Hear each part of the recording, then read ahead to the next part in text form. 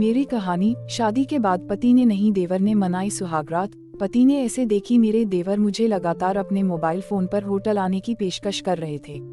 इससे तंग आकर मैंने आखिरकार अपनी बहन अमिता को बताया और उसने जो मुझे बताया उससे मैं चौंक गई। बहन ने कहा, मेरे देवर के हाँ कहने पर मुझे कोई आपत्ति नहीं है। बहन से इस जवाब की मुझे उम्मीद नहीं थी। मैंने जांच के बाद बहन से जो कहा वह मेरे लिए चौंकाने वाला था। अब मैंने अपनी बहन के साथ कम संबंध बनाने का फैसला किया। मैंने जीजा की गिनती तक नहीं की। अब मैं अपने कॉलेज पर ध्यान दे रहा थी। इसी समय निखिल मेरे कॉलेज में आने लगा। हम साथ रहते थे। धीरे धीरे हम करीब आ रहे थे। निखिल धीरे धीरे घर आने लगा। मेरे माता पिता भी इसे प्यार करते थे।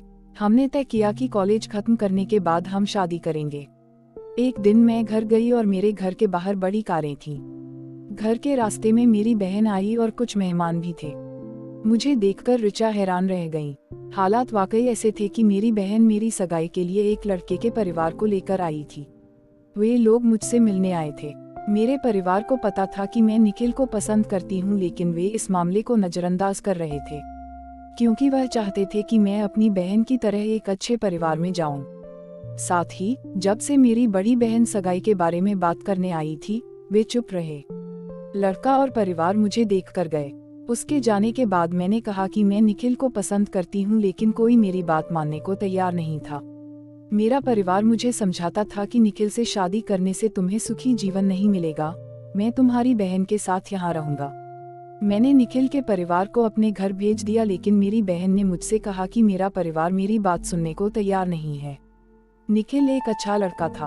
उसके माता पिता मुझसे शादी करने को तैयार थे, लेकिन मेरे परिवार ने केवल पैसे देखे। उन्होंने मेरी एक नहीं सुनी और मेरी शादी आकाश के साथ खत्म हो गई। उसके पास पैसे भी थे, लेकिन मुझे इस बात का अफसोस था कि मेरी शादी निखिल से नहीं हुई थी। मुझे स्वर्ग के घर में अच्छी तरह रखा गया था। पहली रात वह मेरे पास आया और मुझे सोने के लिए भेजा। मुझे प्यार से बिस्तर पर जाने के लिए कहा और तुम थक जाओगे। अगले दिन मेरे पति ने मुझे बताया कि हम 5 दिनों के लिए सिंगापुर जा रहे हैं, जिसका टिकट भी बुक हो गया था। हम शादी समारोह के बाद घूमने के लिए सिंगापुर गए थे। मुझे लगा कि मैंने आकाश से शादी करने में कोई गलती नहीं की है। जब मैं वहां गई और ताज़ा खाना बाहर आया, तो आकाश ने मुझे रात के खाने के लिए जाने के लिए कहा।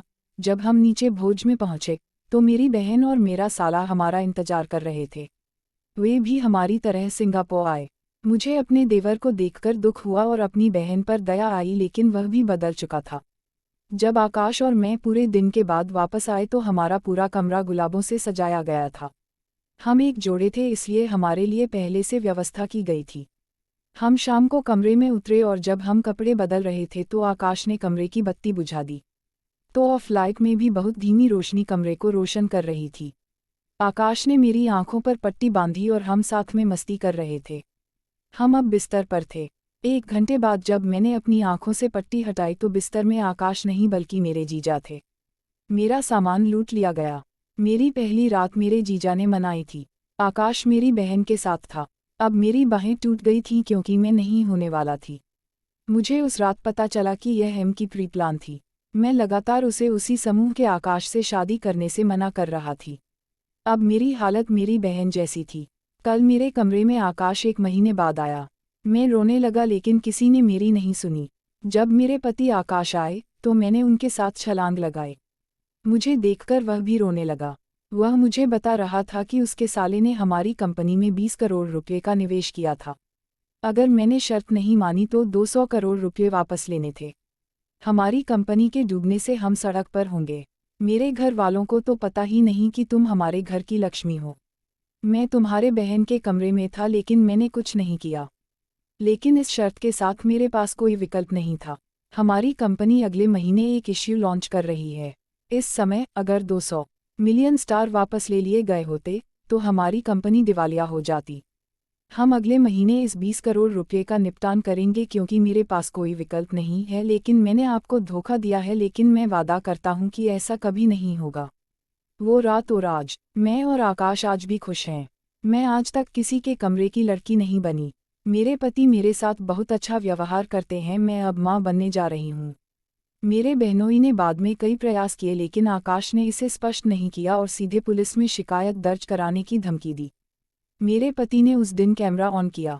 मेरे देवर ने उस दिन से मुझे कभी अपने सामने नहीं देखा जब से वह कैमरे पर थे, क्योंकि वह यह भी जानता है कि बाजार में उसकी प्रतिष्ठा धूमिल हो जाएगी। भले ही मैं निखिल से शादी न करूं, इस बात की गारंटी है कि मुझे अपनी पहली रात के बाद ऐसा जीवन कभी नहीं मिलेगा। मेरी बहन मेरे साथ बुरा करना चाहती थी, लेकिन भगवान ने मेरे लिए अच्छी चीज़ें लिखी, इसलिए मेरे साथ अच्छी चीज़ें हुई। Thanks for watching.